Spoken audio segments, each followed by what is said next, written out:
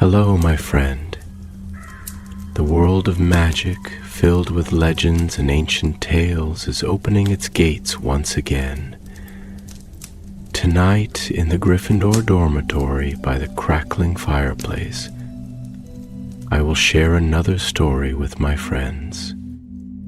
Join us, for the magic is about to come alive.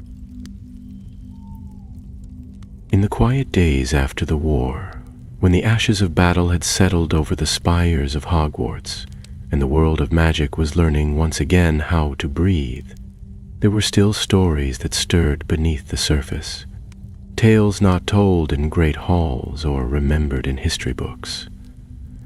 This is one such story.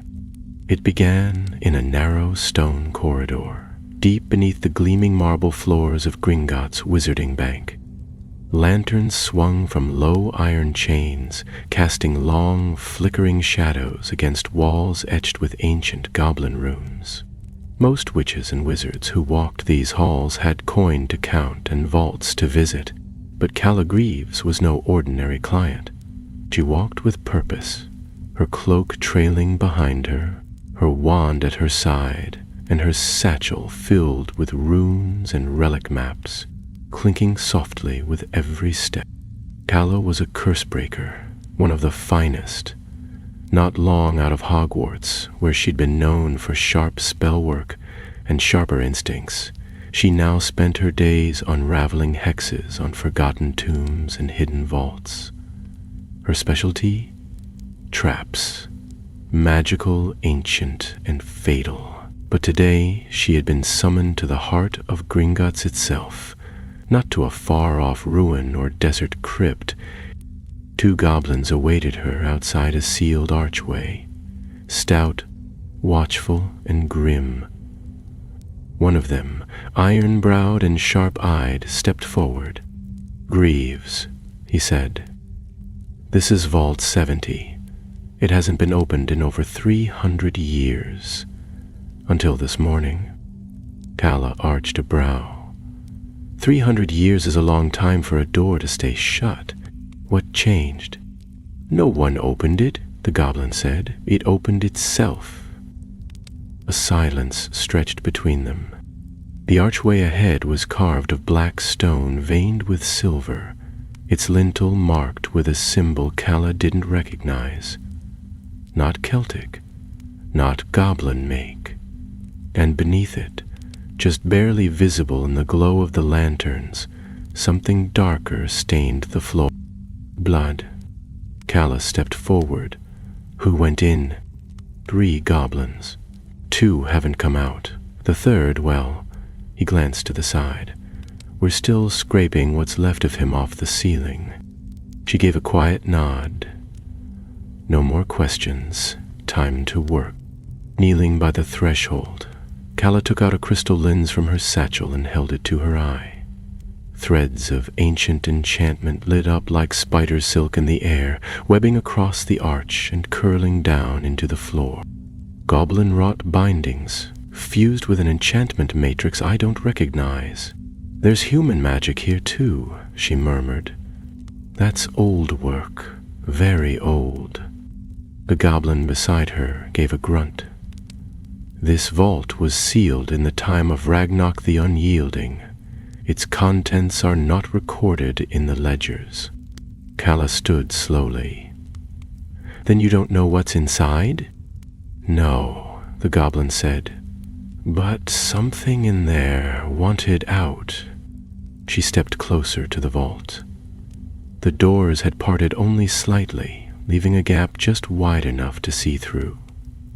Inside, darkness pooled unnaturally, pressing against the threshold as if alive. Calla summoned a small orb of light from her wand and sent it drifting into the gloom. The glow revealed a chamber of smooth obsidian walls, and at its center, a pedestal. Upon that pedestal lay a silver object, coiled and gleaming like a serpent. A voice, smooth as whispering silk, echoed in her mind.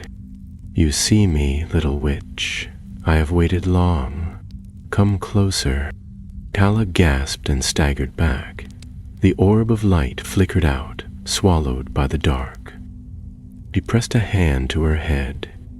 The goblins looked alarmed. "You heard it?" one of them asked. Yes, she breathed, and I don't think it was just in my head." The goblins exchanged glances. One nodded grimly.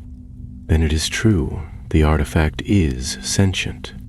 Kala turned to him sharply. "What artifact?" The goblin hesitated, then spoke a name that sent a chill through the corridor. "The Silver Tongue." Kala's blood ran cold. She had heard of it, barely. A relic of legend, rumored to have belonged to a dark wizard lost to history, said to speak in dreams, bend minds through desire, and feed on secrets whispered in greed. A cursed object of the deepest and most dangerous magic. And now it had awakened. But before she could speak again, another goblin approached at a run, his breath ragged and eyes wide with fear. "It's gone," he shouted. "The vault, the pedestal, it's empty." Kala spun toward the arch. The shadows within had deepened, but the object was no longer there. The Silver Tongue had vanished. Later that day, in a small office beneath the bank, Kala stood before a grim-faced goblin elder named Throm, who explained the full weight of the situation. The vault did not merely open, Throm said. It was breached. From within, we believe the Silver Tongue has found a host. Kala narrowed her eyes. A host? A wizard? Throm shook his head. No wizard has entered that vault in 3 centuries, but someone or something must have taken it, and now the artifact is loose in our world. It will seek out the ambitious, the hungry, those with secrets to trade. "And you want me to find it?" Kala said flatly. Throm nodded. "And destroy it, if you can, or seal it again." There was a pause. Then he added, "We are assigning you a partner, Garrick Muldoon." Kala's expression darkened. She had heard that name before. Muldoon's a rogue, got kicked out of the Aurors, nearly started a duel with his own captain. Throm's voice was cold. "He also knows the old vault routes, and he has seen the artifact once before. We believe he was the one who helped seal it, decades ago, when he was still trusted." Kala crossed her arms, weighing her options. Then she gave a slow nod. "All right. I'll take him. But if he so much as twitches wrong, I hex first and ask later." Throm gave a rare, crooked smile. "That's why we chose you." And thus began their hunt for a whispering artifact of silver and fear, and a trail of vanished goblins, broken wards, and secrets buried too long beneath the marble floors of Gringotts. But the Silver Tongue was already at work, and darkness had begun to gather far beyond the vault. Garrick Muldoon did not look like a man anyone would choose as a partner, let alone for a mission involving cursed relics, missing goblins, and mind-bending artifacts. When Kala first laid eyes on him, standing near the edge of the dragon pens behind Gringotts, with a half-lit cigarette between his teeth and a scuffed wand tucked behind one ear, she suspected the goblins had either gone mad or were hoping she'd fail. He was tall, with graying hair tied back in a rough knot, and a permanent scowl carved into his weathered face. His robes had once been regulation black, but had long since faded to a muddy charcoal, patched in places where curses had torn through. A scar ran from the edge of his jaw to the collarbone, half kittened under a faded woolen scarf. When she approached, he didn't look up right away. Instead, he muttered something to the dragon keeper beside him, then finally turned and gave her a long, slow look as though sizing her up for a duel. "Your greaves?" he asked, voice rough and dry as if scraped over gravel. "Calla Greaves," she replied, "and I assume you're the broken compass they've given me for this job." He gave a grunt of laughter, short and sharp. "Good. I hate polite company." They shook hands without warmth, and just like that they were a team. Their first destination was a disused branch of the underground vault tunnels, ones no longer shown on Gringotts' official maps. Muldoon led the way, down passages that grew older and colder with every step. It didn't take long before Callow realized that Garrick was more than just a relic of his own making. He moved through the gloom with ease, wand ready, steps careful, pausing at certain turns to mutter counter-charms or tap the walls in precise patterns that revealed hidden sigils and forgotten goblin markings. "What exactly did you do for Gringotts before you fell from grace?" Calla asked after the third concealed trap had been safely disarmed. He didn't answer right away. "I helped seal the vault," he said at last, "back in 82. The Silver Tongue had already claimed 2 mines by then. One was a wizard treasure hunter. The other was a goblin. Razan Shele." Calla glanced at him. "I've heard that name. He led a rebellion against Gringotts. Disappeared after the Accord of 7 Clans. Aye. And the last time anyone saw him, he was inside that vault, laughing." That silence fell again, heavier now, the kind that sank into the bones and made every echo seem more dangerous. They reached a chamber where the air felt wrong, thicker, laced with something metallic and sour. The walls here were carved in older stone, no longer polished but rough-hewn, the markings cruder, more desperate. Calla raised her wand, whispering a revealing charm, and the wall lit up with pale blue light. Blood had been used in some of the runes, old, dried, but unmistakable. "A binding circle," she said softly, "but torn open from the inside." Garrick knelt beside the markings, running a finger along one jagged slash. This wasn't done with a wand. This was done with claws. "Claws?" He didn't answer, only stood slowly and turned toward the far end of the chamber, where another door stood slightly ajar. The darkness beyond it pulsed, just once, like a breath. Calla could feel it now, the whisper again, softer this time. Not words, but suggestion, promises of things never spoken aloud. She grit her teeth and pushed it aside, stepping ahead of Garrick, wand raised. The chamber beyond was colder still, and smaller than the last. At its center lay a shattered display case of reinforced glass. Inside only dust remained, but on the wall someone had scrawled words in charcoal, deep and wide and wild. "The silver speaks only to those who listen." Calla stared at it, a knot forming in her chest. "Someone's trying to be clever. Someone's trying to lure it," Garrick said, "or worse, set it free." It took them several hours to comb the rest of the tunnels. In one chamber they found signs of dueling. Scorch marks on the floor, a wand snapped cleanly in 2. In another, what appeared to be a goblin's ledger book, pages ripped out, but a single entry circled in red ink. "Vault Aegis, secondary lock chamber, unauthorized breach."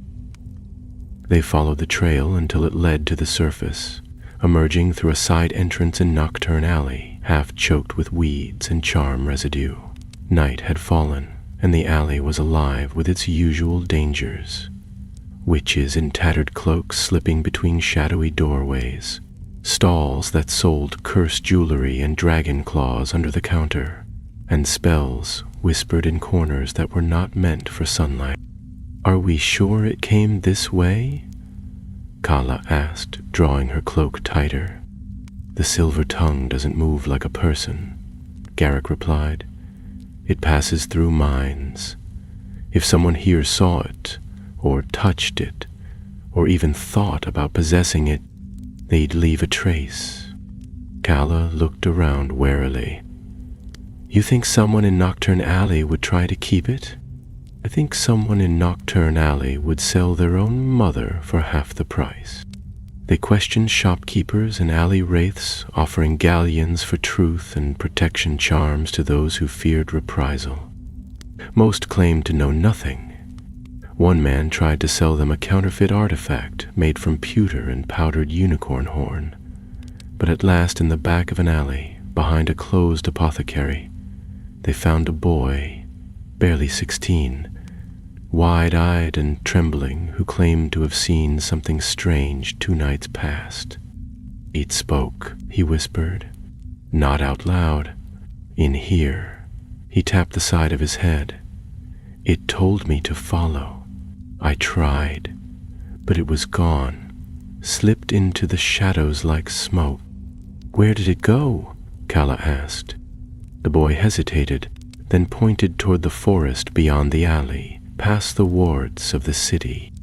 "The trees," he said, "where the goblins go when they don't want to be found." Garrick's face grew hard. "The forbidden forest." Kala cursed under her breath. "Of course." The boy tried to say more, but his eyes glazed over. His voice dropped to a whisper again. "It's coming," he murmured. "It's coming for all of us." Kala reached out, but the boy collapsed, fainting dead away, his breath shallow but steady. Garrick knelt and checked his pulse. "He'll live," he said. But something brushed his mind, something strong. Kala stood, her wand glowing faintly in her hand. The wind blew cold through the alley. "The silver tongue is moving faster than we thought," she said. "We need to get to the forest tonight." And without another word, they vanished into the shadows, pursuing whispers through cursed stone and twisted forest where ancient powers waited, and the darkness had learned to speak. Left the alley under the cover of night, cloaks drawn tight against the wind. Garrick took them through a narrow passage between 2 leaning buildings, then down a hidden stair behind the crumbling remains of what had once been a dueling hall. The passage twisted, dipped beneath a collapsed fence, and emerged on the far edge of Nocturne Alley, where the stone gave way to wild earth and roots cracked through cobbles like the fingers of some buried creature. The lights of Diagon Alley were far behind them now, and the only sound was the distant howl of wind bending through trees. Kala paused at the edge of the clearing. The forbidden forest loomed ahead, vast, ancient, and utterly still. Though she had stood at its borders many times as a student, it looked different now, darker, deeper, as if it had grown older in the years since she last saw it. The trees stood close together, their branches tangled like clasped hands. Moonlight slipped through in scattered threads, just enough to reveal that the path ahead was less a trail and more a suggestion. Garrick stepped forward first, wand drawn but held low. "There are goblin strongholds out here," he said over his shoulder. "Abandoned, most of them, not part of the official records, but Razan Shale knew them, used them." "How many are we talking?" Kala asked, adjusting the satchel at her side as she followed.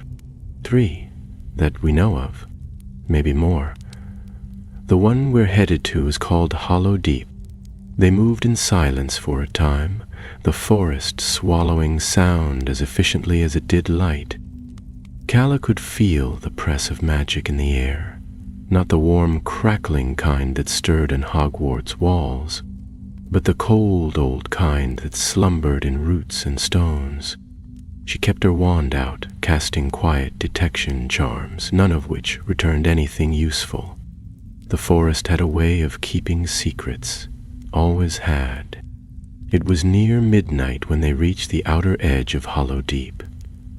What remained of the stronghold had been overtaken by the forest. Vines coiled over stone archways, and thick moss clung to the walls like skin. A broken stair led downward into a space half swallowed by the hill. Garrick held up a hand to pause her. "There are wards here," he muttered, subtle but recent.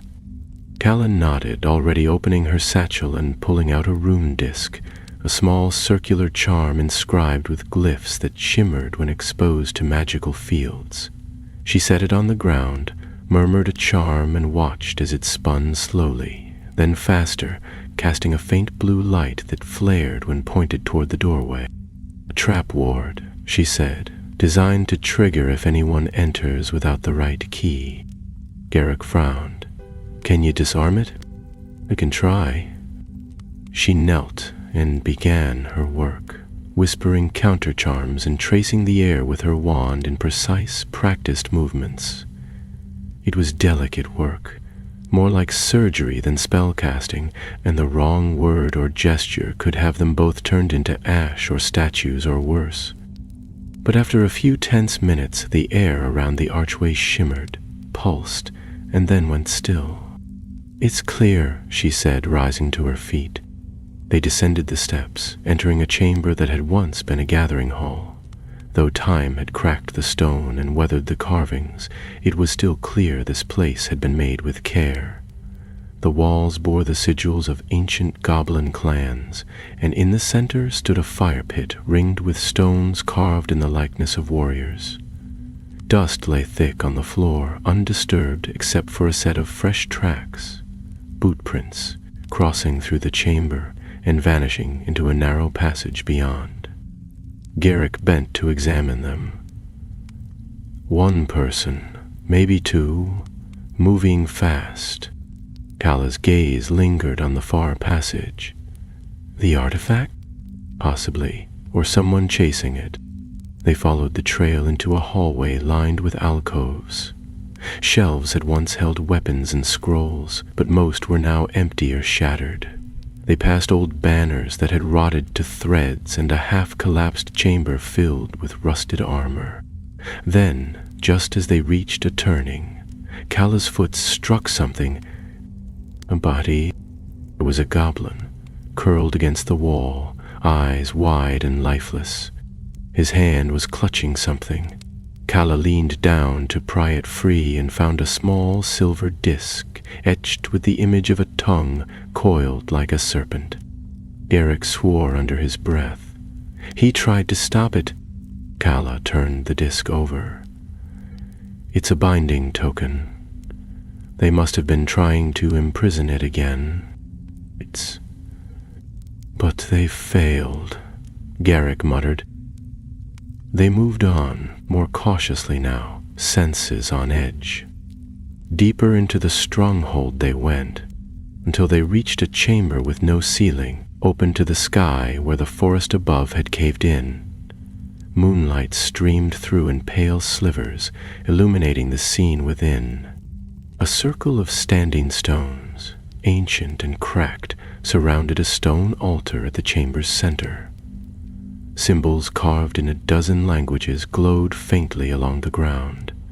Human, goblin, and others Calla did not know. And above the altar, floating an inch above the stone, hovered a shard of polished silver. Not a mirror, not a blade. Something else. Calla could feel it before she could name it. Whispers in her head, rising like breath on cold glass. Promises, temptations, visions of power and secrets revealed, of vaults opened, of enemies brought low with a word. Her hand twitched toward it, just slightly. "Don't," Garrick said sharply, grabbing her wrist. "It's a lure. That's how it works." She pulled her hand back with effort, shaking her head to clear the fog. "It's not the artifact," she said. "Not all of it." "No," Garrett agreed, pointing to the pedestal. "This is a fragment, a piece that was left behind." Calla glanced at him. "Then the rest of it still out there, and probably already in someone's hands." At that moment, the chamber trembled, not violently, but enough to send dust drifting from the stones above. A low voice echoed from behind them, gravelly, calm, and entirely too familiar. "Muldoon, I wondered how long it would take you." They turned. A figure stood at the archway, wrapped in dark leather, eyes gleaming with cold light. He was goblin, but taller than most, and his robes bore no clan sigils. In his hand he held a curved blade that shimmered faintly in the moonlight. "Razan Shale," Garrick growled. Razan stepped forward, the silver disc in Calla's hand suddenly growing hot. "I told them the vault was a prison," he said, "but they wouldn't listen. Now the world will." Calla raised her wand. "You took the silver tongue." "No," Razan said. "The silver tongue chose me." The whispers grew louder, curling in Calla's mind like smoke. This was no longer a hunt. It was a reckoning. For a moment, no one moved. The silver light filtering through the ruined ceiling gleamed off Razan's blade, and the air between them felt stretched tight, as though one spell might snap it into chaos. Calla kept her wand trained on him, every sense taut, while Garrick slowly shifted his stance, ready to strike if Razan so much as twitched. "You shouldn't have come here," the goblin said, voice as steady as stone and just as cold. "This place is older than your ministry, older than your Hogwarts. It belongs to us." "You've killed," Garrick said. "Goblins, your own kind, left them bleeding in vaults and tunnels. Whatever you think you're doing, this isn't justice, it's madness." Razan tilted his head, his eyes narrowing. "They died for a cause greater than themselves. You of all people should understand that, Muldoon. You were a soldier once." "I was never a murderer," Garrett growled. "You were a pawn," Razan said sharply, stepping forward, the moonlight catching the curve of his scarred cheek. "Just like she is. The goblins are still chained, still cheated. You think Gringotts is a bank? It's a prison gilded in gold. And the silver tongue," he lifted his hand slightly and the fragment in Calla's grasp trembled, "is the key to unlocking every vault, every secret the wizards buried." Calla gritted her teeth. The artifact shard in her hand pulsed with unnatural warmth, the whispers now constant. They coiled around her thoughts, trying to push her toward desire. The desire to know, to wield, to command. It was seductive, relentless. "You can't control it," she said, her voice strained but steady. "It speaks in hunger. That's all it knows." "Then I'll teach it to speak in fire," Razan replied. "I'm done waiting for your world to change." Before either of them could respond, he raised his blade and sent a shockwave through the chamber. The stones beneath their feet cracked, and the altar split down the middle with a sound like bone breaking. Garrick leapt forward, casting a shield charm that deflected the brunt of the force. While Calla was thrown back into the wall, the wind knocked from her lungs. Razan vanished into the smoke before they could recover. Calla coughed, scrambling upright as Garrick steadied her. "He's gone," he said, grimacing. "But not far." She looked down at the shard in her hand. It had cooled again, the whispers fading to a low murmur, like a storm retreating over the horizon. "This piece, if we study it, we might learn how to find the rest." Garrick hesitated, then nodded. "Come on, we'll take it back to the bank. But we move fast. He's not going to wait. The journey back to Gringotts was slower than before. The forest seemed to lean in around them, branches twitching with the faint wind and shadows shifting in unnatural ways. More than once Kella paused, feeling as though they were being watched, but each time they turned there was nothing. Only the creak of boughs and the sigh of leaves above. When they emerged once more into the dimming light of Nocturne Alley, the world had changed. Word of Razan's reappearance had spread like wildfire. Gringotts was on high alert. Extra guards at every entrance, wards reinforced, vaults locked down.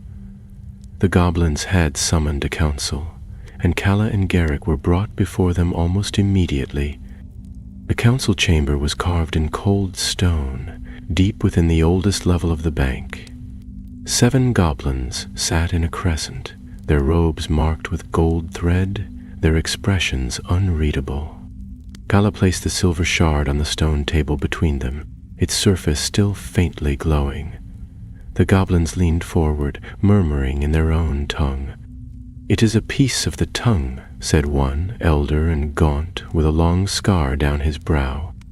"Unstable, but intact. It tried to speak to me," Calla said. "It offered things, power, knowledge." Another goblin spoke. "It does not lie. It offers truth. That is why it is dangerous." Garrick stepped forward. "Razan has the main body. He's not hiding anymore. He means to use it to tear Gringotts open from the inside. And the wizarding world with it," Calla added. The eldest goblin, Throm, rested his long fingers against the table's edge. "There is another vault, one older than the rest. Vault 0. Never opened, never used. That is where the artifact was born." Calla frowned. "I thought it came from a dark wizard, one of the Forgotten Lords." "The tongue was forged in Vault 0, Throm said, his voice growing quiet. "By goblin hands for goblin minds, but it was taken, warped. We buried it to forget, but it remembers." A heavy pause followed. Garrick exhaled slowly. "If Razan's going there, we have to reach it first." "You will not be alone," Throm said. "You will take our token, and with it, the right to enter the vault." He slid a black stone amulet across the table. Calla took it carefully, feeling a prickling sensation as her fingers closed around it. "Go now," Throm said. "Razan is not the only danger. The tongue grows stronger with each mind it touches. If it finds a host of power—" He trailed off, the warning left unspoken. Calla and Garrick left the chamber in silence. Outside, the bank was restless, and the whispers of fear and gold hung thick in the air. They stepped into the lamplit streets of Diagon Alley. For a moment, all was still. Then Garrick said, "You know this ends in fire." Calla nodded, her gaze on the shadows ahead. "Then we'd better bring enough flame." The entrance to Vault 0 lay hidden beneath the very foundations of Gringotts, deeper than any vault charted on modern records.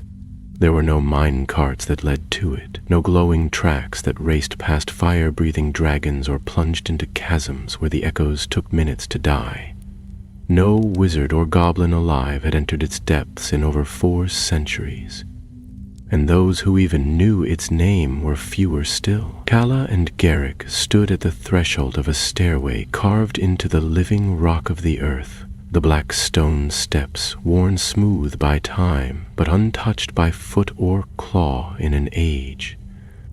The goblin guide who had led them this far, a stooped, silver-eyed elder named Mogturn, held up a rusted lantern that gave off a dull blue flame. Its light didn't flicker, even as a gust of air swept up from below, carrying with it the scent of cold metal and something older, something that stirred uneasily in the back of Kalla's mind. "Here," Mokton said, passing the lantern to Garrick. "The air begins to lie. Do not trust what you see in the dark." "Reassuring," Garrick muttered, but took the lantern all the same. Kalla drew the goblin token from her cloak pocket, the black amulet Throm had given her. The runes etched into its surface pulsed faintly, guiding her hand toward the sealed doorway ahead. It was not a vault door like the others, no great iron wheel or enchanted lock, but rather a solid wall of obsidian with no seam and no handle. She held the amulet out, and as it neared the stone, the runes glowed brighter, casting twisting shadows along the corridor walls. With a low groan that echoed like thunder through stone, the wall began to recede, folding inward with a sound like sliding slate. The passage revealed beyond was steep, narrow, and cloaked in darkness. They descended. The further they went, the stranger the air became. It was thick but not damp, more like walking through cobwebs spun of memory and spell. The lantern's flame burned steadily, but its light did not seem to stretch far. The walls, when visible, bore no carvings, no torch brackets, only the smooth, unyielding texture of deep earth, as though this place had been shaped not by hand or wand, but by will alone. After nearly an hour of walking, the corridor widened into a chamber shaped like a hollow dome. Here, the stone glistened faintly, as if dusted in silver. The floor was carved into a mosaic that depicted a mouth, stylized and strange, surrounded by coiling patterns that might have been tongues or flames. At its center stood a pillar of stone, upon which rested a second amulet, identical to the one Kalla carried, except this one gleamed with a silvery sheen. "This is the seal chamber," she said quietly. "The final lock." Garrick stepped closer, lifting the lantern. "Why is it here? Shouldn't the key be with the goblins?" Kalla turned the amulet in her hand. "Maybe once. But if the artifact was forged here, it would make sense to guard its prison with a mirror of its own magic. 2 keys, one to enter, one to leave." Without waiting, she reached out and placed her amulet beside the other. As soon as they touched, a pulse of light burst from the pillar and swept across the room. The patterns on the floor began to shift, sliding slowly, revealing a spiral stair that descended still deeper. The sound that followed was unlike anything she had heard, like a whisper caught inside a hurricane, countless voices murmuring from every direction at once. Garrick's jaw clenched. "It knows we're here." They descended again, the stair curling downward like a stone serpent. With every step, the air grew colder. The whispers became more distinct. A woman's laughter echoed faintly, then a child's voice, then the sound of 1,000 coins spilling over marble. Kalla pressed forward, focusing on the rhythm of her footsteps, the grip of her wand, the warmth of Garrick's presence behind her. She would not be swayed. At last, they reached the heart of Vault 0. The final chamber was vast and circular. The walls curved inward like a great egg of stone. Chains as thick as tree trunks hung from the ceiling, looping down to bind a structure in the center of the floor. A silver cage, floating 1/2 meter above a pool of still black water. Within the cage floated a mass of silver threads, glistening like liquid starlight, writhing slowly in the air, and from it came the voice. Not a voice exactly, but a presence. A sensation of being known completely, of every thought laid bare. The air was filled with power, cold, commanding, seductive. "Ah, the little ones return," it said without speaking. "One who bound me, one who breaks, and a mind not yet made." Kala's knees nearly buckled, but she forced herself upright. "You are the silver tongue," she said, her voice low and steady. "I am what you need," the presence replied. "What you fear, what you desire. I have many names, but yes, tongue will do." Garrick stepped forward, wand raised. "We're here to end this, to seal you for good." "You cannot seal hunger," it whispered. "You can only feed it. And you have already begun." The threads within the cage reached out, thin, delicate, glimmering, and touched the inside of the silver bars. The metal hissed and trembled, but held. For now, Kala could feel its attention shift to her, like a beam of heat. "You know me, don't you, girl? You've felt it. The yearning, the curiosity that scratches at your soul. I can give you every secret the goblins buried, every spell the ministry burned. Speak one word and I am yours." She raised the binding token high, its runes now burning with blue fire. "I don't want your secrets," she said. "I want you gone." But just as she began the incantation, the chamber shook, not from magic, but from force. Stone cracked, chains groaned, the cage lurched. Above, the stairway exploded in flame. Razan Shale appeared in the smoke, one hand raised, the other clutching a twisted wand. His robes were scorched, his expression wild with fury.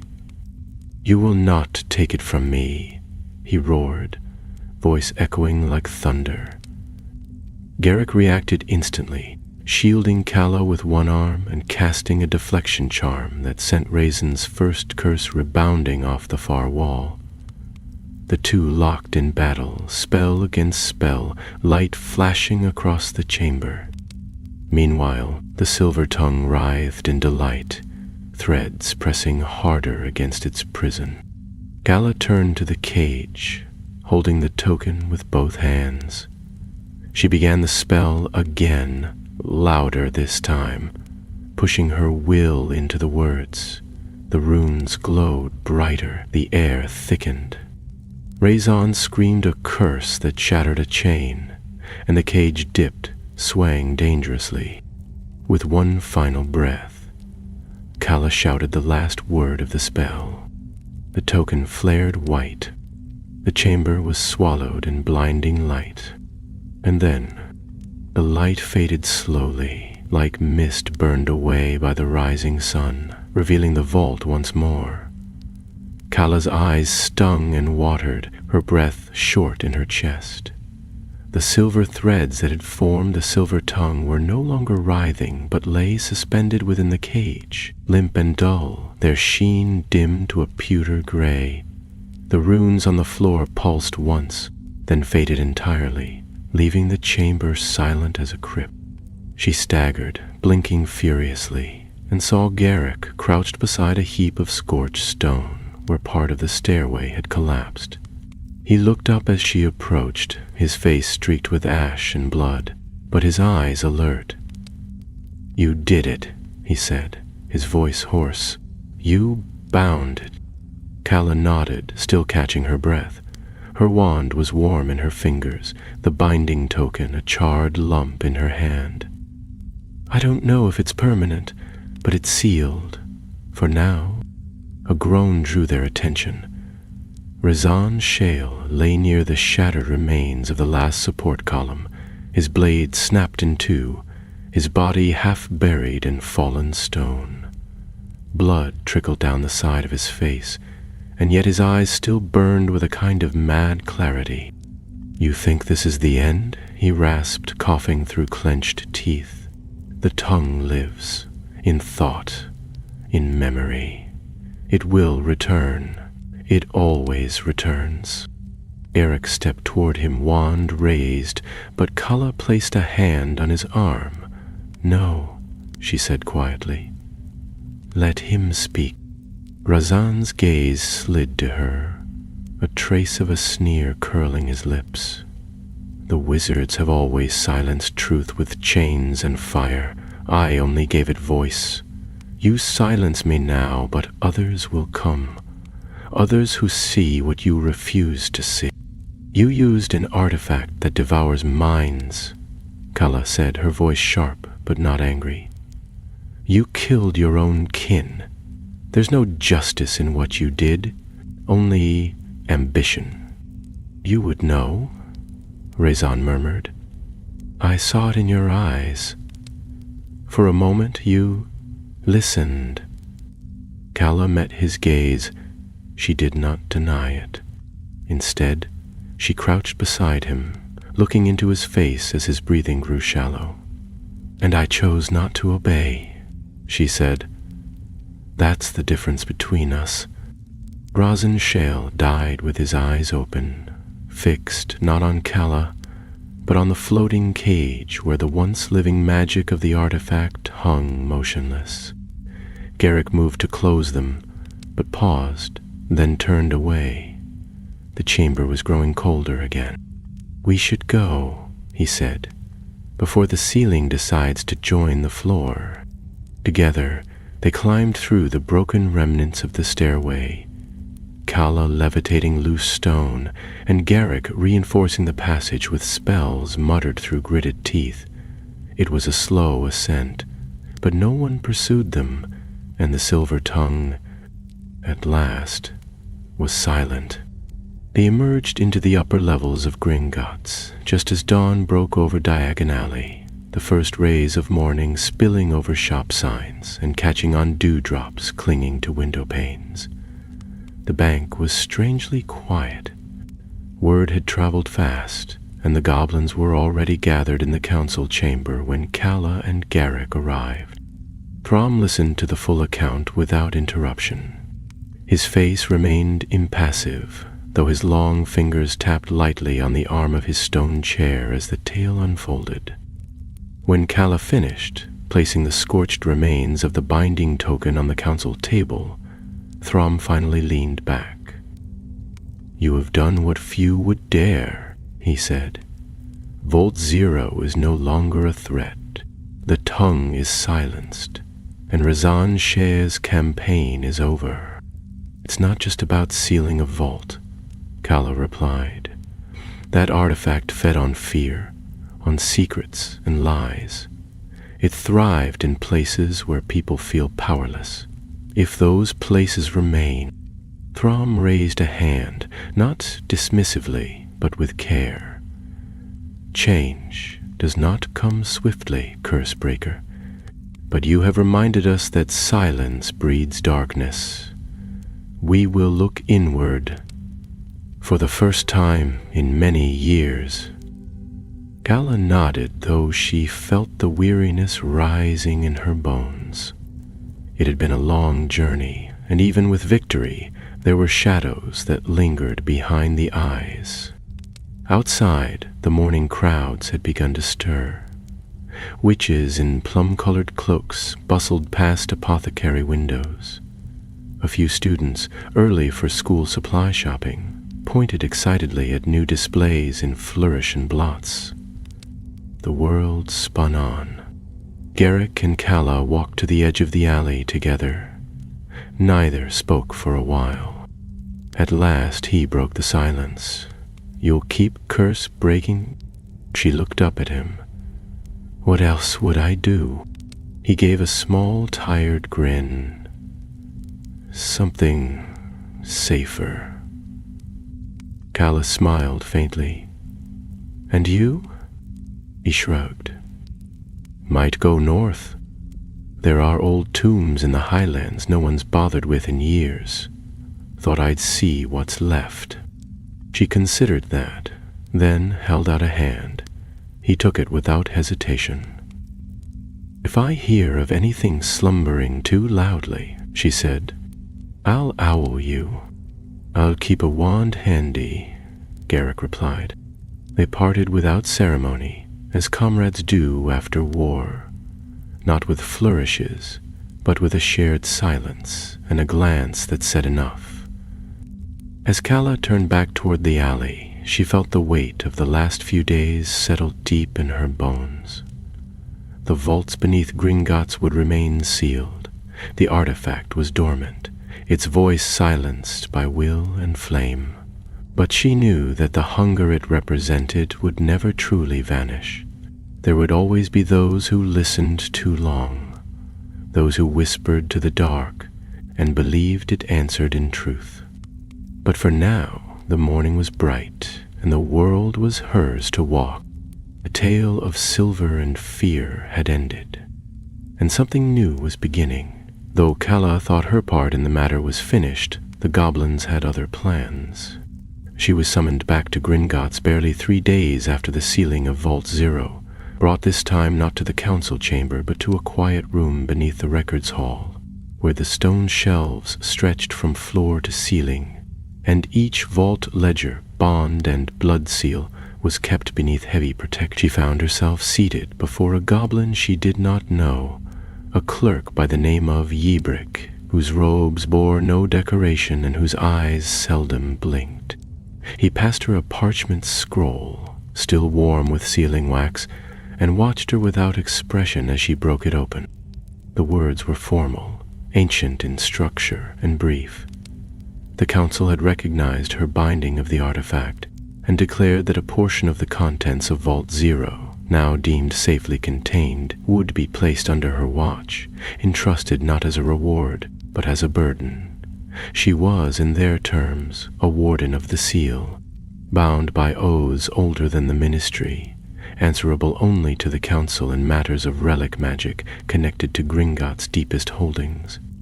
Calla read the letter twice, the second time slower, though the meaning did not change. Yebrick said nothing until she folded the parchment and placed it on the table. "I didn't ask for this," she said quietly.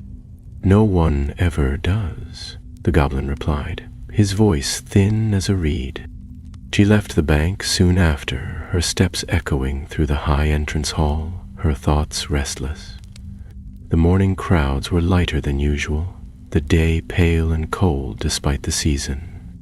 She stopped at Flourish and Blott's to purchase a new volume on obscure binding wards, she would need it now, and lingered near the owl-post window, watching the brown and speckled owls blink drowsily from their perches. Somewhere beyond the rooftops of Diagon Alley, beyond the edge of the sky where London's grey met the wind, Garrick Muldoon was no doubt already on the road, heading toward whatever lay waiting among the ruins of the north. That evening, Calla returned to her flat above Spindle Alley, a place cluttered with maps, wand-polished tins, and the scent of old parchment. She unpacked her satchel slowly, setting the goblin token in a glass case on the shelf beside her worn travel cloak and the piece of the silver tongue's cage that she had asked to keep, not for power, but to remember. The memories of Hollowdeep, of Razan's voice, of the whispers in the vault still lingered in her mind like smoke from a long-burned fire. The next morning, a letter arrived.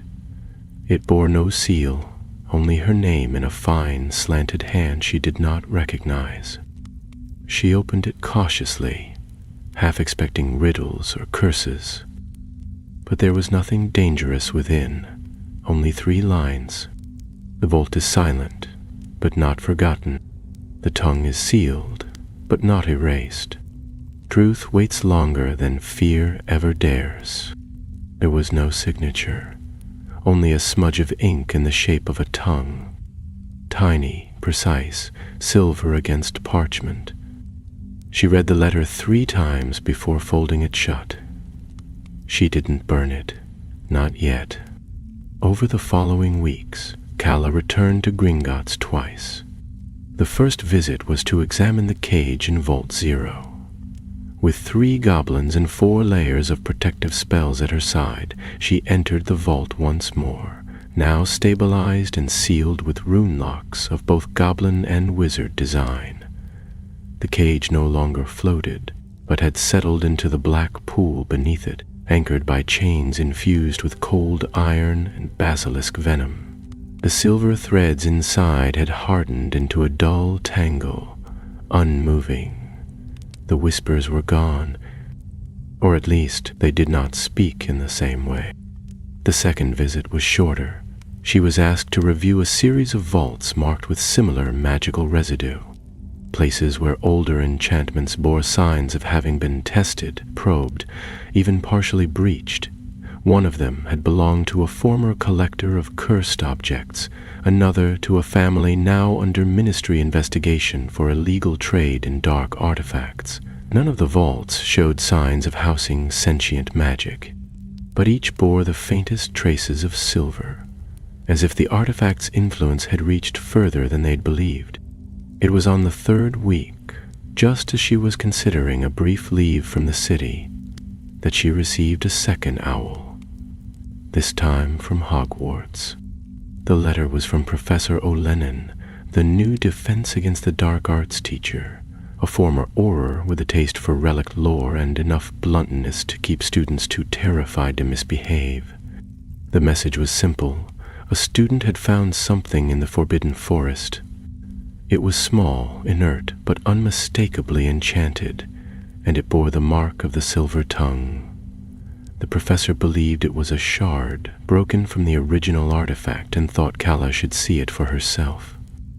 Calla packed that evening. She took her maps, her ward books, her wand holster, and the goblin token now permanently bound to her title. She sent word to Gringotts, brief and to the point. Investigating artifact trace, will report findings. Warden Greaves. It was strange, returning to Hogwarts not as a student, but as an investigator. The castle looked the same at first glance, turrets rising proudly into a cloudy sky, the lake shining beneath, the windows glowing with golden candlelight as dusk approached. But the feeling was different. She walked the halls as an outsider now, though the portraits still turned to greet her, and the ghosts bowed politely as she passed. Peeves, who had once made her life miserable during exams, simply tipped his hat and floated through a wall with an uncharacteristic wink. Professor O'Lennon met her near the entrance to the Forbidden Forest, wrapped in a cloak that bristled with defensive charms. The man had shoulders like an iron cauldron, and a voice like gravel sliding down a pipe. "Miss Greaves," he said, shaking her hand firmly. "The student who found it's in no danger. We checked him thoroughly. But the object's real. Looks like part of a sigil plate, goblin-made, found buried in the roots of a dead tree, deep in the forest near one of the old stronghold ruins."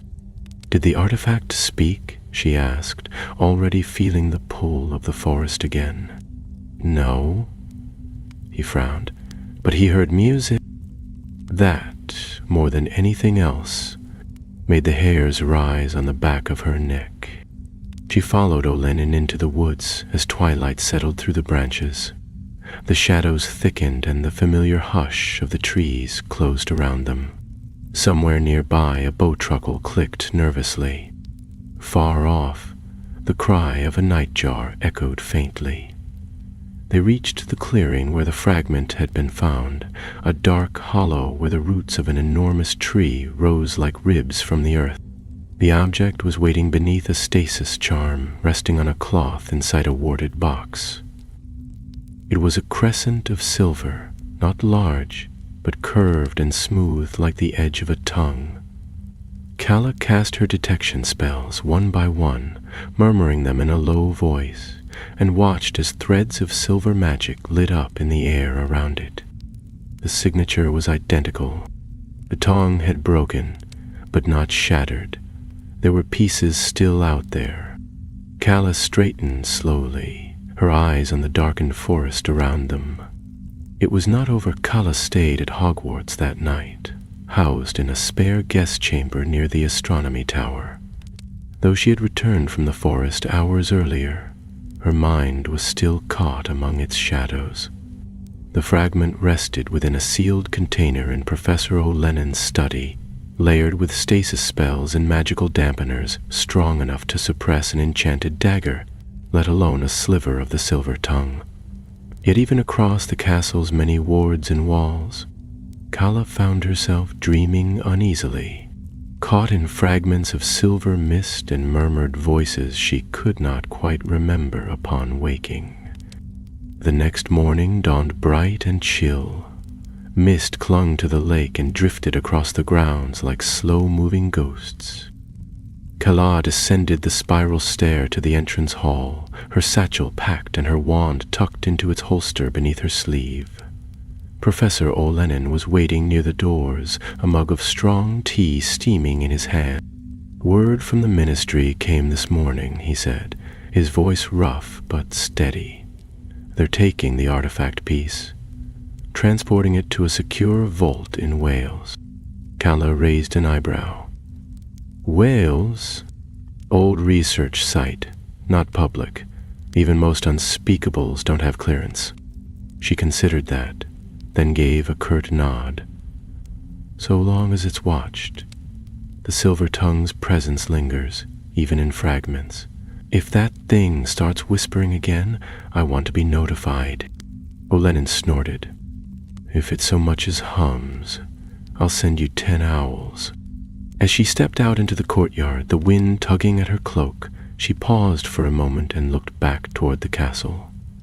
The windows were aglow with morning light, and somewhere above, the sounds of students rising and gathering for breakfast echoed faintly through the stone. For a moment, it all felt exactly as it had in her youth, familiar, warm, protected. And yet the shadows they had fought beneath Gringotts had reached even here. She returned to London by mid-afternoon, apparating into the warded alley behind her flat. The city was damp with recent rain, the cobbles shining under a steel-gray sky. Smoke curled from the chimneys of nearby shops, and somewhere down the lane, someone was selling roasted chestnuts under a tent that smelled faintly of cinnamon and charm oil. But beneath the comforting mundaneness of it all, Kala felt the old pressure beginning to return. Subtle, quiet, like a weight you forgot you carried until it shifted. Her flat was just as she had left it, untidy but organized in its own fashion. Maps were still pinned to the far wall, detailing the deeper vault levels beneath Gringotts and the older structures hidden in the forbidden forest. A leather-bound book on arcane containment spells lay half open beside a goblet of cold tea, and on her desk, beneath a hastily scribbled note from a fellow cursebreaker, rested the letter from the unknown sender, still unsigned, still marked with the silver tongue. She picked it up again and studied it, but the ink had faded no further, and the words remained the same. No charm could trace its origin, no spell could identify its author. Yet something about the parchment, the handwriting, the strange, almost taunting calm of its message, tugged at her. Whoever had written it knew too much.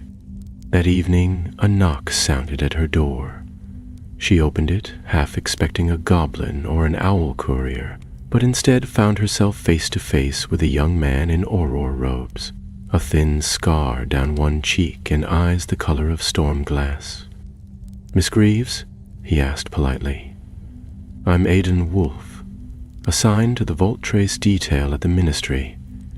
I've been reviewing cases connected to cursed artifacts, particularly sentient ones. Thought we should talk." She stepped aside and gestured him in. "What's the Ministry's sudden interest?" Hayden entered, removing his cloak and hanging it near the door with an air of quiet precision. "The piece you retrieved from Hogwarts? It wasn't the only one found in the last 6 weeks. We've had 2 other reports, one in the ruins near Azkaban, and another, oddly enough, in the cellar of a merchant's home in Luxembourg. Both bore signs of the same enchantment line, identical magical signature." Kala poured tea, her fingers tightening slightly on the handle. "It's splitting, or it was split. Someone scattered the pieces." Aidan took the cup, nodding. And they're waking up. They reviewed the ministry files late into the night, cross-referencing sites and dates, plotting movement patterns. It was clear by the time the clock struck 1 that the silver tongue had fractured into more than simple relics. Each fragment retained a thread of its original magic, like shards of mirror still reflecting the same distorted image. Worse still, someone or something seemed to be seeking them out. "They're being drawn together," Aiden said at last, his voice low. "We think someone's trying to reassemble it." Kala didn't answer at once. Her eyes were fixed on the faint outline of the tongue symbol in the letter still open beside them. After a long pause, she whispered, "Or maybe it's reassembling itself." She did not sleep that night. Instead, she sat at her window, staring out into the dimness, her wand laid across her knees and her mind churning with possibilities. If the silver tongue was alive in pieces, if its consciousness had survived the shattering, then sealing the cage in Vault 0 had been only the beginning.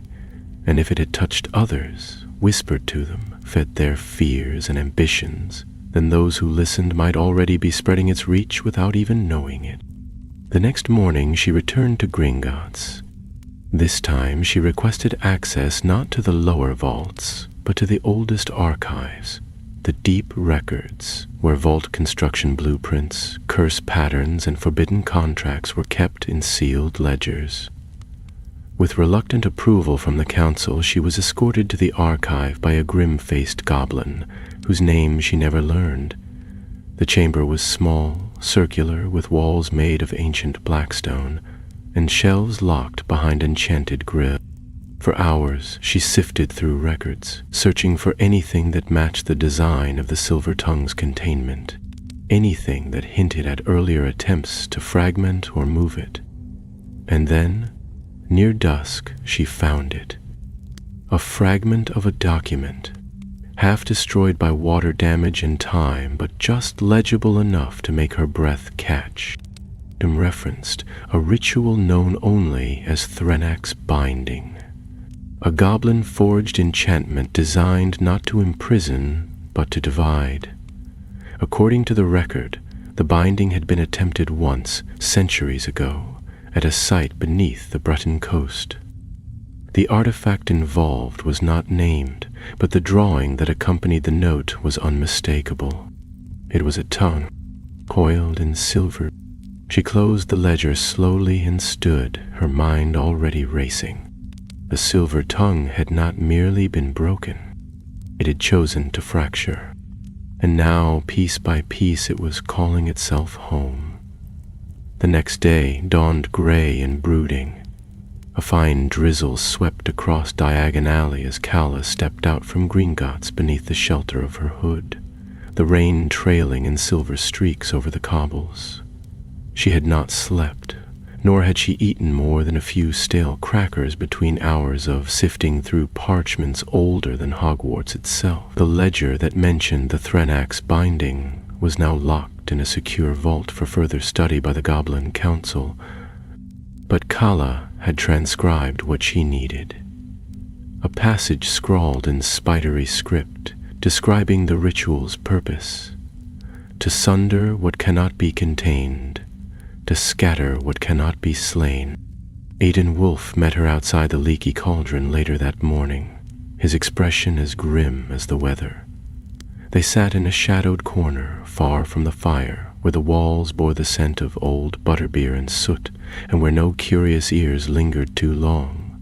She shared what she had found about the ritual, the sigil, and the probability that the silver tongue had not only survived its sealing, but had planned for it long before. If it scattered itself, Hayden said slowly, his brow furrowing, then every piece out there could carry a part of its will, a thought, a hunger, even a voice. Not just a voice, Callum murmured, glancing around the pub with a practiced eye. A direction, a call. It's gathering itself again, slowly, deliberately. Aiden leaned back in his chair, the candlelight casting shadows along the line of his jaw. And what happens if it succeeds? Kala met his gaze. Then the world won't just hear whispers in the dark, it will start to obey them. They parted shortly after, agreeing to share any new discoveries at once. Aiden would return to the ministry to press for wider searches in regions once home to goblin rebellions and wizard tombs alike. Kala, however, had already decided her next destination. The Threnax binding had been attempted once, centuries past, on the western cliffs of Brittany, far from England, but not unreachable. There were whispers, still preserved in the older tomes, of a keep buried beneath the chalkstone cliffs where goblins once worked, alongside rogue human enchanters to trap the earliest cursed artifacts. She arrived in France by Portkey, her boots hitting the damp grass of an empty hillside that overlooked a roiling gray sea. The wind howled along the bluffs, carrying with it the cry of gulls and the faintest scent of brine. There was no village nearby, only the remnants of a low stone wall and the half-connected mouth of what might once have been a chapel. But her wand pulsed gently in her hand as she moved closer, tugged forward by the faint trace of protective wards long buried. It took 3 hours of spell work to unseal the entrance. Much of it brute force after years of erosion had buried the door beneath tons of earth and stone. When the way finally opened, it led into a narrow stair, carved downward into the chalk, each step etched with runes faded by time. Her light revealed a corridor that twisted deep into the hill, damp and silent save for the soft echo of her footstep. The chamber at the end was not large nor particularly ornate. It was circular, with walls of pale, polished stone and a domed ceiling that bore carvings of chained tongues and weeping eyes. At its center stood a raised platform where fragments of metal glinted faintly in the dust. Shards of silver, not unlike those recovered from Hollowdeep and Hogwarts, but these were inert, cold, lifeless. Kala approached cautiously, casting charm after charm, searching for any sign of lingering magic. None answered. Then she found it. A mark along the base of the dais, hidden behind a loose stone. It was etched deep, almost gouged, as if by a blade rather than wandcraft. A single word in old gobbledygook, one she had only recently learned to read. Failing, she stood a long while, staring at the mark, the weight of its meaning sinking into her chest. The Threnax binding had not worked. The artifact had resisted even the ritual designed to destroy it. Turning away from the platform, she began to examine the rest of the chamber. There were fragments of scrolls sealed in crystal tubes, most of them too decayed to read. A rusted chest in the corner revealed bones, too large for goblins, too small for giants, and a broken wand snapped along its spine. And on the far wall, barely visible beneath a layer of chalk dust, she found something new. The mural. It showed a tree, gnarled and silver-leafed, its roots wrapped around a mouth that stretched wide across the base of the painting. Above the tree, suspended in the sky, were tongues, 7 in all, shaped like blades, like ribbons, like sigils. Each was tied to a figure kneeling below. One wore goblin armor, another a witch's robe, another the tattoos of a seer. All had their eyes closed. All were weeping. Kala backed away slowly, her pulse rising. It wasn't just a cage or a voice. It was a seed, something planted. The artifact hadn't only split itself to avoid destruction, it had created vessels, people, objects, places, and it had begun gathering them even then.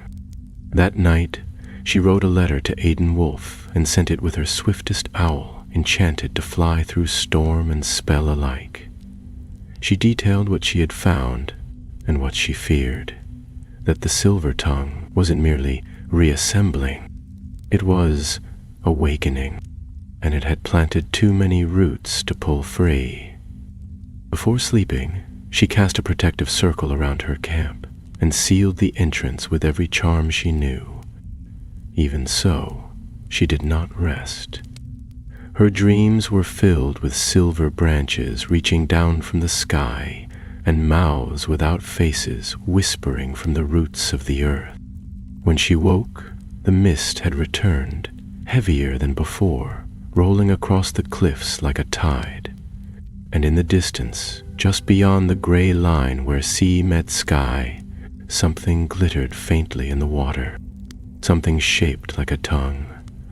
It was early when Calla rose, the mist still wrapped around the cliffs like a shroud, thick enough that even the sea below was hidden from view. The sound of the waves had changed, no longer the soft, rhythmic crash of tide against stone, but a deeper, stranger sound, like breath drawn through narrow spaces, or voices half heard behind glass. She stood at the edge of the bluff, wand in hand, her cloak heavy with damp, and stared toward the gleam she had glimpsed before dawn. It was still there, barely visible through the fog.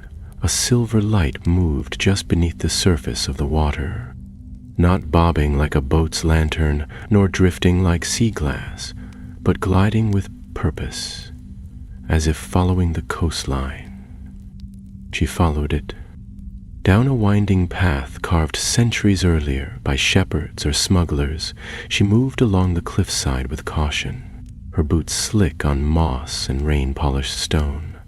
The light grew nearer, brighter, until at last she reached a sheltered cove, nearly hidden from above by a fringe of overhanging trees and sharp crags. There, caught in a tide pool at the water's edge, was the source of the light. A shard, not large, perhaps no longer than her hand, but unmistakably a piece of the artifact, curved and smooth, etched with tiny intricate symbols that pulsed like runes beneath moonlight. It lay nestled among kelp and pebbles, untouched by the waves that should have dragged it out to sea. As she approached, the air thickened and the whispers began again. They were soft this time, gentle as lullabies, coaxing rather than commanding. She couldn't make out words, but the emotion behind them was unmistakable. Yearning. The fragment wanted to be found. She conjured a containment charm, a golden sphere of spellwork designed to suspend cursed items in neutral ether, and gently lifted the piece into the air. As it hovered, it pulsed once, silver light washing over the stones and pooling at her feet like liquid moonlight. For a moment her vision blurred. She was no longer in the cove. She was standing in a great chamber, circular, with walls of obsidian and a ceiling that shone with stars. Around her, figures knelt in a ring, hooded, silent, their hands outstretched toward a pedestal at the center of the room. Upon it floated the complete silver tongue, gleaming, humming, alive. She could feel it, its hunger, its cunning, its desire to be more than it was. Not merely a relic, not merely a voice, but a will, a mind, vast and formless, born of secrets and silence and things left unsaid. And as she watched, the figures around her raised their hands in unison. One by one, their mouths vanished. She staggered back with a gasp, the vision tearing away as the containment sphere sealed itself and the whispering fell silent once more. For a long time she remained kneeling in the tide pool, her breath ragged, the cold biting through her cloak and robes. Then slowly she rose and turned from the cove, clutching the sphere to her chest. The Threnac's binding had failed because it had misunderstood the artifact's nature. It was not a singular force, not something that could be contained in a vault or sealed behind chains. It was a pattern, a magical consciousness that wove itself into memory, into speech, into the very way magic and will were shaped. It was not merely a weapon or a tool. It was an idea, and ideas were harder to destroy than steel or stone. She returned to the mainland the following morning, apparating directly to the Ministry of Magic's secure archives beneath Whitehall, where the containment vaults for high-risk artifacts were kept under a dozen layers of enchantment and goblin-forged steel. Aidan met her there, face drawn and eyes shadowed by lack of sleep. "I heard about the shard," he said without preamble. "We've had 2 more found, one in the Black Forest, another in Istanbul, both active." "Are they contained?" she asked, already moving toward the reinforced vault doors. "For now," he replied grimly. But one of the field agents reported hearing his own voice whispering to him in the night. "The artifact's echo isn't confined to proximity anymore." Calla nodded. "It's accelerating. Every piece is resonating with the others, trying to draw them back together." Inside the vault, she placed the sphere beside the others. 5 now, each hovering within its own containment field, like pieces of a puzzle refusing to forget their final shape. The runes on each fragment pulsed in rhythm, and though none of them made a sound, she could feel the tension in the air. The room vibrated with it, a silent pressure that made her ears ache and her heartbeat quicken. "I think it's reaching out to wizards who are vulnerable," she said softly, watching the spheres turn slowly in place. "Those who are ambitious, isolated, maybe even those who are grieving. The kind of people who don't want to ask too many questions, but still listen when someone offers answers." Aidan crossed his arms. "You mean like Razan?" "Exactly like him. And there are others. There always are." They left the vault in silence, the door sealing behind them with a low thrum of finality. But Calla felt no reassurance in it. She could still sense the fragments, still hear the faint memory of whispers in the back of her mind. They were not just remnants of an artifact. They were messages, and someone, somewhere, was still listening. The next weeks passed in a blur of travel, correspondence, and gathering storms. Every day brought word of another fragment found, sometimes in places steeped in old magic, like the salt-stained crypts beneath Durmstrang, and sometimes in homes so ordinary they might have been plucked from a Muggle village. A candlemaker in York had unearthed a sliver of silver beneath his cellar floor. A broom-maker's apprentice in Bruges had fallen into a trance after handling what he thought was a decorative plate in his master's attic. The pieces were growing bolder, reaching further. Some were still, inert until touched. Others were active, softly whispering, humming in minds too tired to resist.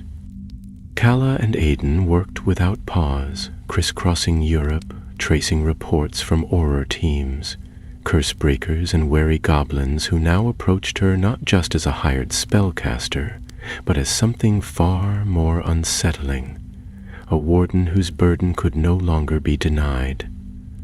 The name Silvertongue was no longer spoken lightly in the halls of Gringotts or the Ministry. It had become a watchword, a name spoken in guarded voices over fires and in coded letters, a name that turned stomachs and silenced rooms. It was in Vienna, beneath the vaulted ceilings of a forgotten vault chamber locked behind 7 goblin-forged doors, that they finally found something new. The fragment retrieved from Istanbul had begun to behave differently from the others, not louder or more dangerous, cleverer. It had ceased glowing, ceased humming, and for several days remained as cold and dull as scrap metal. But when Calla arrived to examine it, she saw what the others had missed. Its shape had changed. The curve of the shard had bent subtly inward, its edges curling like the petals of a silver flower. At the center, no larger than a coin, was an opening, and though she never saw it move, Calla could not shake the certainty that it breathed. The vault's enchantments were triple-checked. Every detection spell available to the Ministry and Gringotts was cast, again and again, and none returned anything new. And yet, when Aidan stood too close, the lights in the room flickered. When Calla raised her wand to test the shard's magical structure, her spell fizzled, as though choked by silence. "It's adapting," she said at last, voice low. "Hiding when it needs to, waiting." Aidan glanced over, his jaw tight. "And what do you think it's waiting for?" Calla turned her gaze to the containment field, her mind turning over the shape of the opening at the shard's center. "A signal," she said. "A message, or a gathering?" The others had begun to show similar signs within days. Where once each shard had glowed independently, now they pulsed in unison. Not constantly, not even predictably, but enough that they could no longer pretend these were isolated pieces of a broken artifact. They were not fragments. They were limbs, and something deeper than all their spells was drawing them back together. They returned to London as winter crept over the city, the street lamps casting longer shadows and the river fog rising thicker each evening. Calla's flat remained untouched, though she rarely slept there now. Her belongings were kept in a charmed traveling case, and she had taken to staying either within Ministry security zones or at the old guest quarters beneath Gringotts. Still, even those safe places no longer offered peace. The dreams had returned. Always the same, a room of stone and shadow, where tongues hung like pendulums from the ceiling, whispering without breath. A great silver mouth, open but never speaking, and faces, familiar and strange, turning slowly toward her, mouths sealed shut, eyes gleaming like mirrors, and above it all, the sound of coins falling, endless and soft. On the third night, she woke with a name in her mind, Eris Vale. The name meant nothing at first.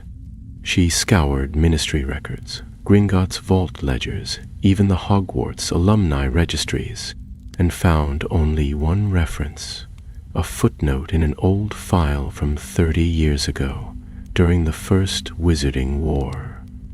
Eris Vale had been a name used by a smuggler of magical texts, a black market arcanist known for dealing in forbidden tomes and cursed languages. She had disappeared in 1972.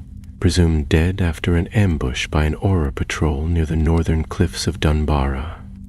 But in the margin of that record, someone had written in faded ink, "She spoke in tongues." Calla closed the folder slowly. Her heartbeat had quickened. The file had been reviewed only once since it was archived, 2 months ago, by Razan Shale. She shared the discovery with Aidan that same evening. They sat in a closed room near the Department of Magical Accidents and Catastrophes, the door charmed against intrusion and sound. Aidan ran a hand through his hair, the shadows beneath his eyes deepening. "If Razan went looking for her," he said, "then she may not be dead." Calla nodded. "Or she may have left more behind than anyone realized." They agreed to leave at once. Dunbarra was a rugged, storm-lashed coast in the north of Scotland, far beyond the reach of apparition points or flu stations. It would take a combination of broomflight and portkey work, much of it under the Ministry's radar.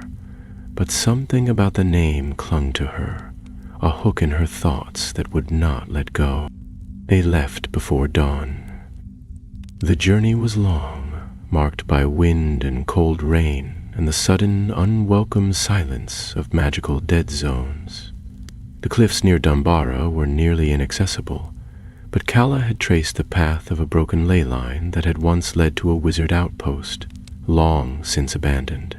There, beneath the remains of a stone tower, they found what they had not dared hope. A hidden door, sealed in a rock face above a narrow inlet marked with a rune that pulsed faintly silver.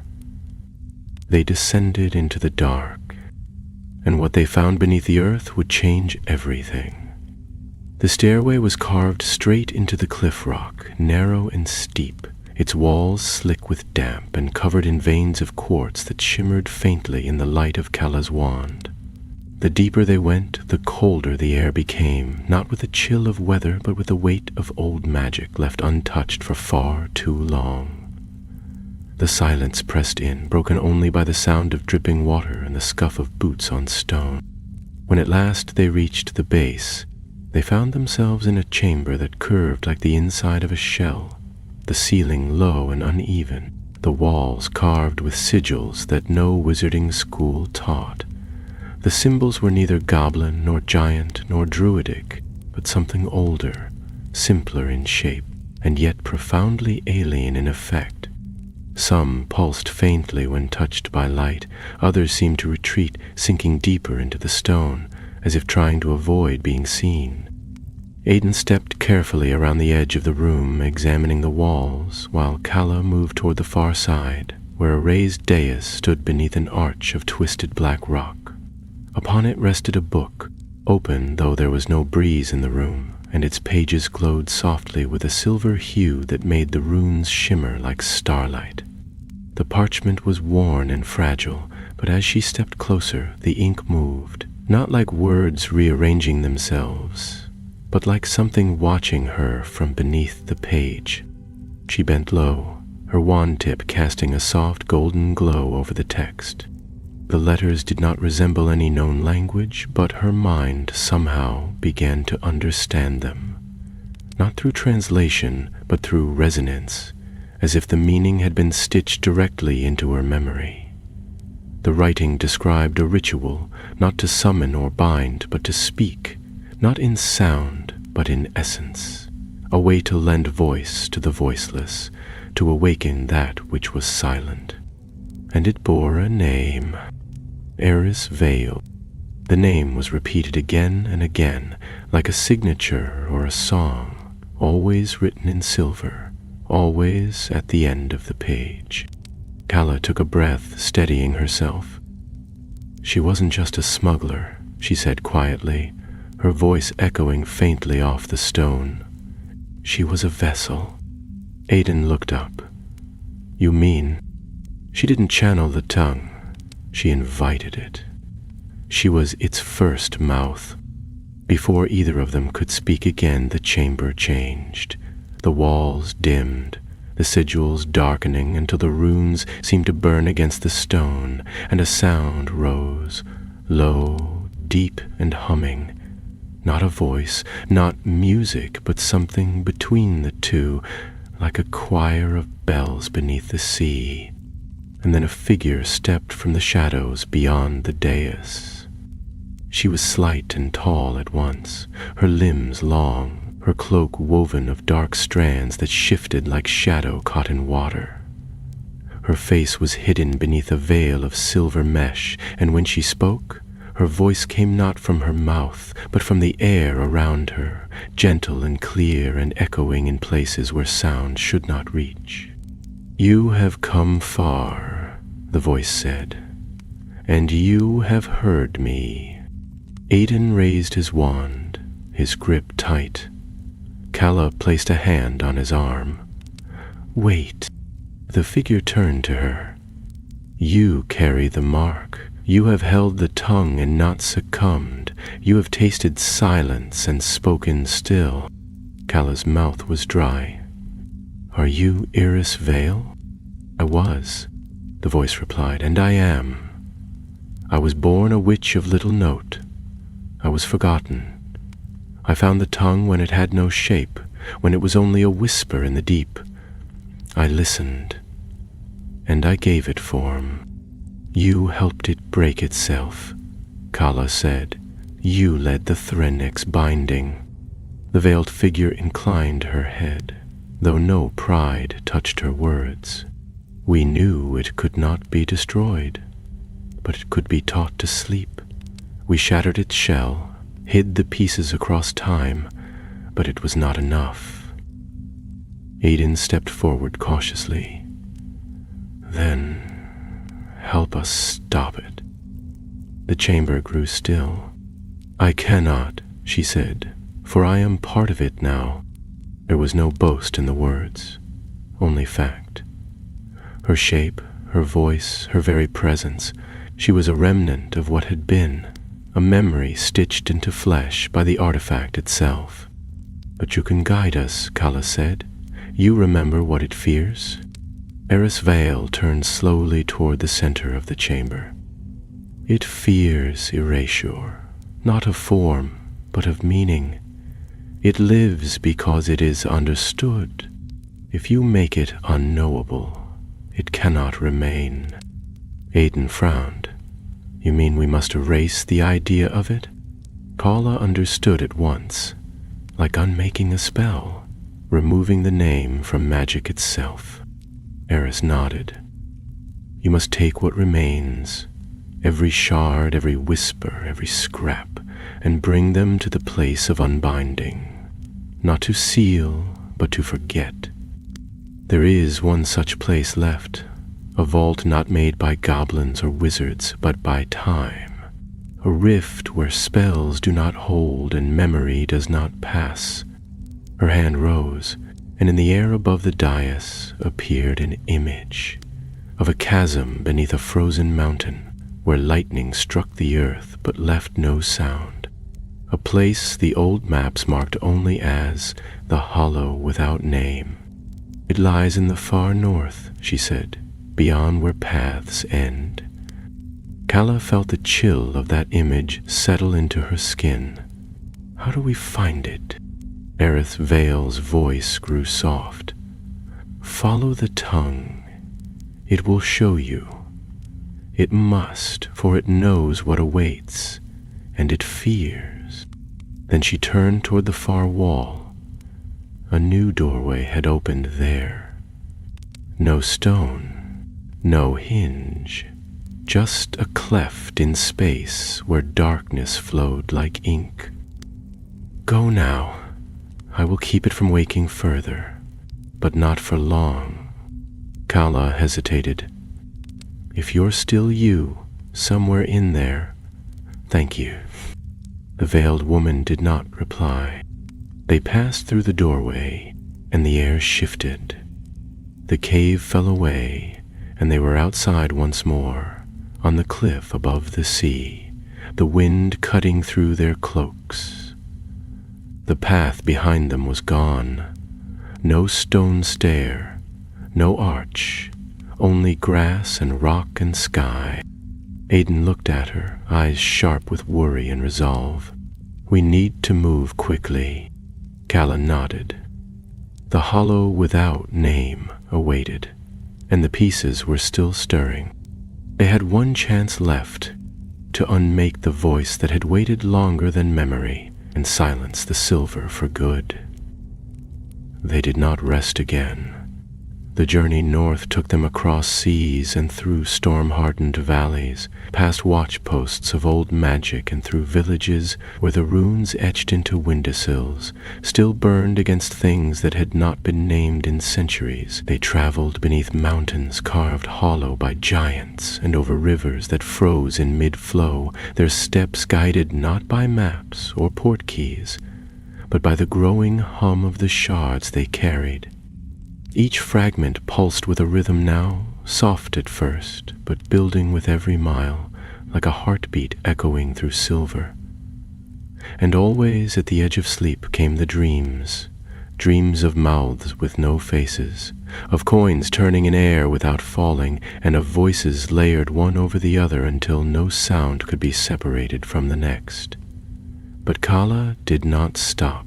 She marked each shard's glow in her logbook, watched their pulses align with a precision no curse should have allowed, and followed the pull of magic into the snow-veiled silence of the north.